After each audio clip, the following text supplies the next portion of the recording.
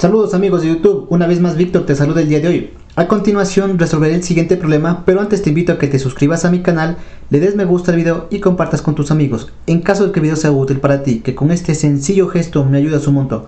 Bueno, pues comencemos. El problema dice, determine la magnitud de la fuerza resultante que actúa sobre la placa y su dirección medida en sentido antihorario desde el eje X positivo. Muy bien, entonces como datos nos dan esta placa y están actuando estas tres fuerzas. Para encontrar nosotros la fuerza resultante debemos descomponer cada una de estas fuerzas, tanto la fuerza 1, la fuerza 2 y la fuerza 3. En mi video anterior, en el problema 2.36, ya se descompuso estas fuerzas, así que el resultado está planteado aquí. Estas componentes ya las encontramos en el video 2.36, así que búsquenlo en mis videos por favor. Y aquí explico cómo saqué cada uno de estos valores. Y yo ya tengo las componentes de la fuerza 1, de la fuerza 2 y de la fuerza 3 en el eje X y en el eje Y. Una vez que yo tenga estas componentes, yo puedo hacer el cálculo de la fuerza resultante. Entonces, como diagrama de fuerzas, son exactamente los mismos diagramas del problema anterior. Diagrama para la fuerza 1, diagrama para la fuerza 2 y diagrama para la fuerza 3. Esto ya expliqué en mi video anterior cómo dibujé esto de aquí. Así que vamos directamente a lo que me pide el problema, que es el cálculo de la fuerza resultante. La fuerza resultante, al igual que estas fuerzas de aquí, también tiene una componente en el eje X y también tiene una componente en el eje Y. Así que mi fuerza resultante en el eje X, considerando que las fuerzas que van hacia la derecha son positivas, es igual a la sumatoria de todas las fuerzas en el eje X. Entonces, aquí justamente tengo mi fuerza 1 en el eje X, que es como tengo tres fuerzas, sería mi fuerza 1 en el eje X, más mi fuerza 2 en el eje X, más mi fuerza 3 en el eje X. Reemplazo cada una de estas variables y las sumo luego. Sumo resto, en este caso como todos son positivos debo sumar. Así que mi fuerza resultante en el eje X es de 1950.330 newtons. Ya tengo mi fuerza resultante en el eje X, ahora debo calcular en el eje Y. Entonces mi fuerza resultante en el eje Y, considerando que las fuerzas que van hacia arriba son positivas, es igual a la sumatoria de las fuerzas en Y de todas las fuerzas que estén actuando. En este caso, ¿cuántas fuerzas eran? Eran tres fuerzas. Así que mi fuerza resultante en el eje Y es igual a mi fuerza 1 en el eje Y, más mi fuerza 2 en el eje Y, más mi fuerza 3 en el eje Y. Estas componentes ya las habíamos calculado, así que reemplazo simplemente cada una de estas fuerzas. Y en este caso debo hacer una resta. Así que la fuerza resultante en el eje Y es de 140.330 newtons. Una vez que yo tenga la componente en el eje Y y la componente en el eje X y la componente en el eje Y, yo puedo calcular su magnitud.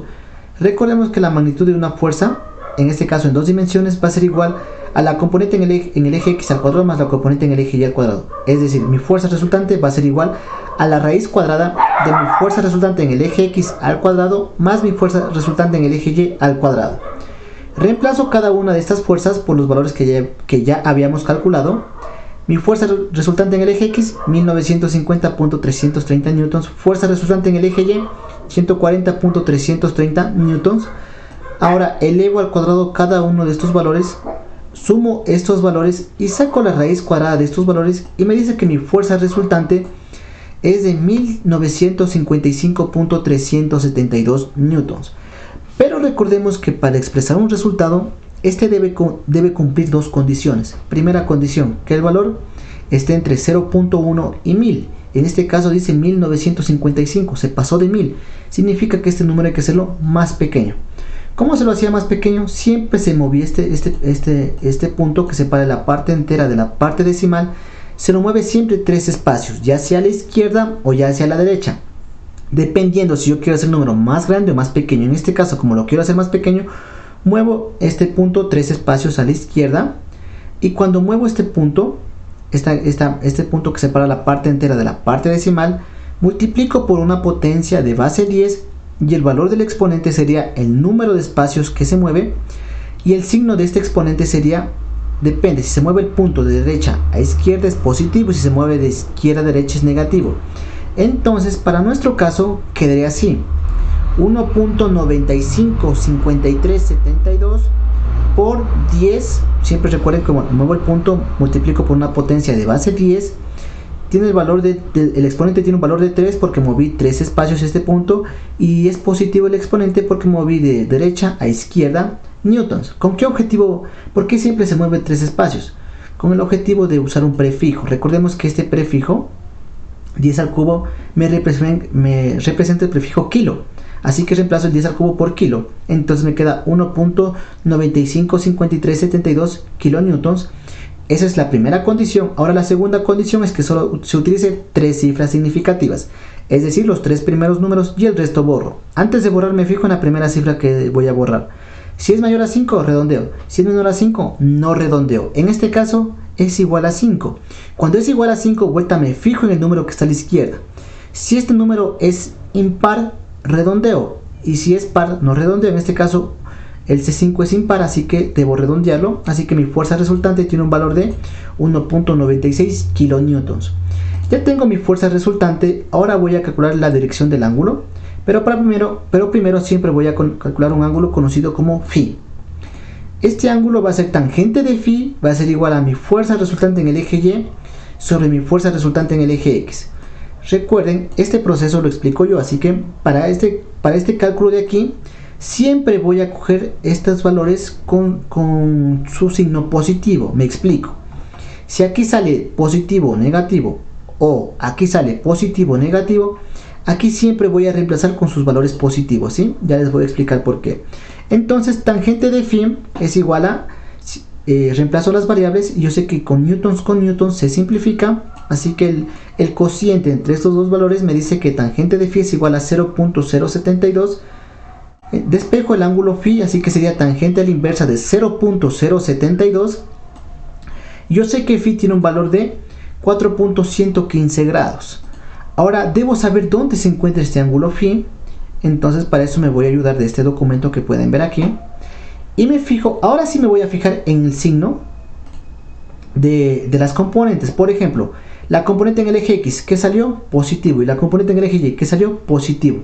Entonces, cuando la componente en el eje X es positiva y cuando la componente en el eje Y es positiva, me encuentro en el primer caso. Este punto que está bastante resaltado me representa el origen en el plano cartesiano, ¿sí? En este caso el origen está aquí y el que tiene la flecha me representa el vector. En este caso, como hablo de mi fuerza resultante en el eje X y mi fuerza resultante en el eje Y, es obvio que esta de aquí sería mi vector de fuerza resultante. Yo sé que está en el primer cuadrante y yo sé que el ángulo que acabo de calcular es este de ángulo phi.